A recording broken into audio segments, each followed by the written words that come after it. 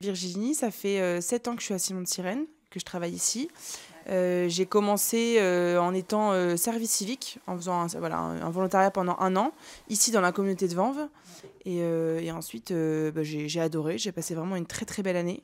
Et j'ai eu envie de continuer, mais en me professionnalisant un peu. Donc je suis allée dans la communauté de Rungis, qui est pas très loin, à Simon de Sirène. Et j'ai été 1 an assistante accompagnante interne. Pardon. Du coup, j'habitais sur place, comme le service civique. Et ensuite, on m'a proposé d'être responsable d'appartement, donc d'un appartement partagé, toujours à Rungis. Et donc j'ai fait ça pendant à peu près 2 ans et demi, un peu plus de 2 ans et demi. Et ensuite, l'internat, le fait d'habiter sur place, ça m'a beaucoup apporté, mais c'était quand même assez contraignant. C'est pas facile de mettre un peu sa vie perso de côté pour vraiment être pleinement dans le service. Enfin, moi, ça m'a beaucoup apporté, mais je sentais que j'arrivais un peu à la fin et je préférais arrêter l'internat. Et j'ai pris une mission là depuis 2 ans. Je suis coordinatrice du groupe d'entraide mutuelle. Donc c'est une autre association qui est très très proche de Simon de Sirène. On a été vraiment créés en même temps et on propose des activités à la journée, donc pour les personnes handicapées moteurs principalement. Et donc la plupart sont des résidents de Simon de Sirène, ils viennent chez nous. Et je suis également aussi à mi-temps sur les activités de jour de la communauté. Donc en fait, c'est gérer un peu toutes les propositions qu'on nous propose de l'extérieur. Pour animer un atelier de jardin, on a de l'art-thérapie, il y a une chorale inclusive. Et puis après, on a d'autres projets. Ça peut être avec le conservatoire de Vanves. Voilà. Donc moi, je gère un peu les partenariats comme ça. Et voilà, c'est très chouette. Et pourquoi c'est important pour toi de travailler à Simon de Sirène et pas dans une autre structure d'accueil de personnes avec un handicap ? Alors comme ça, j'ai vraiment commencé avec Simon de Sirène. Donc c'est vrai que j'ai pas beaucoup de comparatifs, mais moi j'ai vraiment trouvé... on dit souvent qu'on cherche du sens dans son travail.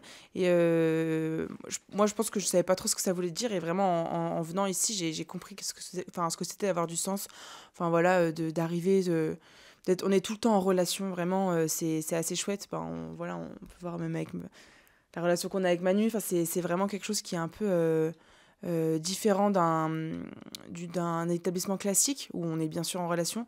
Là, il y a vraiment une relation assez fraternelle qui se crée. Le fait d'habiter sur place, de vivre les bons côtés comme les mauvais côtés. Enfin, il y a des moments où on n'est pas bien, on est triste, on est fatigué comme n'importe qui. Et on le vit en fait tous ensemble. On vit un peu les joies et les peines ensemble. Et moi, ça m'a vraiment porté et je me suis construite avec ça. J'ai commencé, j'avais 20 ans. Je me suis vraiment construite en tant que personne grâce à ce que j'ai vécu à Simon de Sirène, quoi. Et je pense que j'aurais appris plein d'autres choses aussi dans un autre endroit, mais je pense pas que j'aurais réussi à grandir autant humainement autre part, quoi. Et puis toi, partir Cap. Oui, je suis partie, c'est ce que j'expliquais, ouais. Ah oui. Que j'ai été à Simon de Sirène et que maintenant je travaille au Cap. Partir. Quand on part en séjour ? Voilà. Oui, parce qu'on propose aussi on propose des séjours de 4 jours, de mini-vacances, quoi. Et on a eu l'occasion de partir plusieurs fois avec Manu ensemble. Ouais. C'était intense, très intense, parce que c'est 4 jours où on n'arrête pas, et puis on sort du quotidien, on n'est pas dans son élément forcément, donc ça peut perturber un peu certains. Mais c'est des très beaux moments, des moments vraiment un peu hors du temps, où on découvre l'autre vraiment différemment, et on n'a vraiment pas l'impression de travailler, quoi. C'est vraiment des vacances... tous ensemble, c'est très très chouette. Ouais. À ton avis, qu'est-ce qu'il faut quels sont les ingrédients d'une vie fraternelle réussie ? Sachant qu'il y a des joies et des difficultés, comme tu disais. Ouais. Franchement, moi je dirais, le plus important, c'est vraiment la simplicité, c'est d'être simple. Puis on est assez naturel, assez transparent, et c'est vraiment ce qui fait que la relation est belle, quoi. C'est vraiment la vérité et la simplicité de la relation, quoi. Je dirais que c'est ça. Ouais. Pas chercher à se donner une image de celui qui va bien ou qui va mal quand c'est le contraire. C'est ça, c'est vraiment, et puis même accepter l'autre tel qu'il est. On n'a pas forcément choisi, comme dans n'importe quel travail, hein, mais là vraiment on n'a pas forcément choisi d'habiter avec ces personnes-là. Et il faut apprendre à composer avec, comme on dit, avec les joies, avec les peines. Il y a des fois, il y a une personne qui va arriver qui est vraiment pas en forme, on va apprendre à faire, à accepter comme ça, et puis surtout aussi à l'aider. On s'entraide beaucoup quand même. C'est-à-dire, on s'entraide beaucoup. Ouais, bah, moi, je m'étais dit, j'arrive à Simon de Sirène, j'avais vraiment envie de servir, me rendre disponible pour les gens et apporter quelque chose. Et en fait, je me suis rendu compte que, alors oui, j'ai pas mal aidé, mais on m'a apporté tellement plus que ce que j'ai pu moi apporter. Enfin, je m'en suis pas rendu compte, quoi. La première année, quand tu fais la relecture de ton année, je me suis dit, mais moi, les résidents, ils m'ont apporté tellement de belles choses, des belles discussions, même le fait de relativiser sur des choses simples. Enfin, je sais pas, avant, je pouvais me dire, me faire toute une montagne d'une petite situation, et en fait, on se rend compte qu'il y a tellement d'autres choses.